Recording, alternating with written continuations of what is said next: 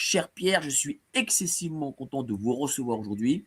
Voilà, vraiment les informations que vous m'avez données ce week-end, je ne les ai, il faut se dire les choses, entendues nulle part. Pourquoi, d'après vous, cette omerta? Alors, bonsoir Marc, grand merci de me recevoir et j'en profite aussi pour saluer tous les internautes.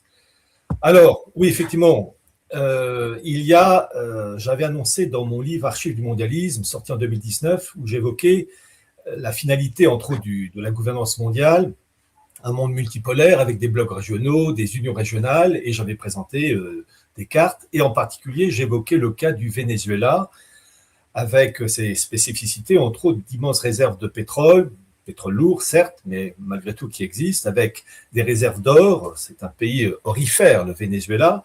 Et j'expliquais à cette époque que dans la nouvelle configuration mettant en place une gouvernance mondiale multipolaire avec des blocs régionaux, eh bien, le monde anglo-saxon, américain en particulier, chercherait à avoir des gages, en sachant que c'est une économie financiarisée, mais avoir des gages solides, hydrocarbures, minerais, terres rares, etc., pour peser lourd dans la reconfiguration du monde, pour, j'allais dire, constituer un pilier solide dans le cas d'un directoire mondial, un directoire avec un pilier eurasiatique, un pilier chinois et un pilier nord-américain. Et donc, dans cette affaire, le Venezuela était presque la porte d'entrée vers d'autres richesses, parce que les États-Unis ont toujours considéré cette zone géographique comme une chasse gardée, mais ils ont baissé un peu la garde, même beaucoup, puisque le monde chinois s'y est engouffré. Et en fait, ce que je vous propose, Mike, et pour permettre aux internautes de comprendre la situation actuelle, je dis toujours qu'il faut un peu expliquer l'arrière-fond, un peu les origines, que je vais faire rapidement dans les grandes lignes, évidemment, pour ensuite expliquer la situation actuelle et essayer de tracer quelques lignes. Alors, on va expliquer tout ça, mais juste sur l'omerta, parce que c'est quand même important, parce que sur ces quelques jours, on reçoit énormément d'informations du mainstream et on voit que ce discours est quasiment toujours le même, qu'il y a cette omerta. Est-ce que, justement, on peut dire que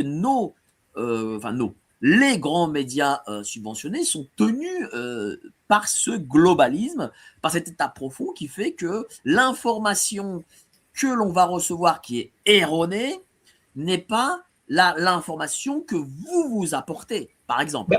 Disons, on peut constater que les grands médias, en France, en Europe, etc., sont tenus effectivement par des groupes oligarchiques.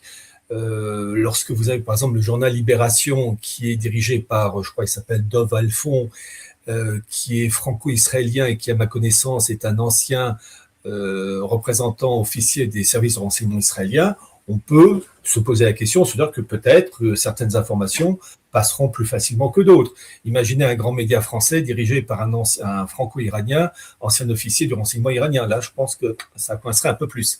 Donc, en fait, il y a la presse européenne et globale, effectivement, les médias sont tenus. Il faut voir les sources de financement et c'est canalisé. Et finalement, vous savez, il suffit de voir, ne serait-ce que pour la construction européenne, dans les médias, à chaque fois qu'il y a eu des référendums, c'était peut-être pas 100%, mais à 99,9% des médias qui disaient qu'il fallait voter, par exemple, pour Maastricht, etc., etc. Donc, en fait, oui, c'est la voix de son maître. Il y a en fait, on critique toujours l'Union soviétique, enfin, on a critiqué l'Union soviétique, mais la Pravda européenne, elle existe encore, elle existe avec une seule version. Gare à ce qui usera à donner des informations qui ne sont pas autorisées. Et d'ailleurs, vous m'avez envoyé aussi ce tweet où on avait des magazines et des journaux israéliens qui étaient satisfaits de ce qui s'est passé ce week-end au Venezuela. Oui, alors ça, effectivement, je l'expliquerai parce que ce n'est pas l'effet du hasard. Cela, en fait, lorsque vous m'avez proposé cette émission, j'ai cédé à votre violence, évidemment, et comment dire, et je me suis dit, mais il faut étudier la chose de manière plus large. Comme j'ai dit, il faut zoomer. Venezuela n'est qu'un morceau du puzzle, un morceau important, évidemment, mais qu'un morceau. C'est pourquoi, pour expliquer la situation actuelle, permettez-moi de rappeler d'abord deux choses. C'est qu'en fait, deux choses, en fait, on va montrer, parce que je vous ai envoyé tout à l'heure quelques liens.